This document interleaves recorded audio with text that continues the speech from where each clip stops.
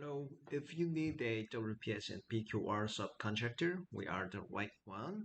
We purchase the material for you and do the PQ test, procedure qualification test, like this, the plate 30 millimeters of the plate, and using GTAW and SMAW, we do the welding and we do the test for you, such as tensile test, guided bend test, and toughness test.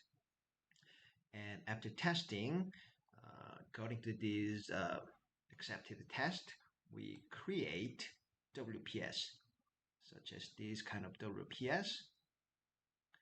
And then we create WPS and PQR, and we stamp it and we send it to you. And if you need a comment or get a comment from your supplier or the purchaser, we um, make the revision and we do the work for you, such as like reviewing the code and specification and do the right revision for the WPS and PQR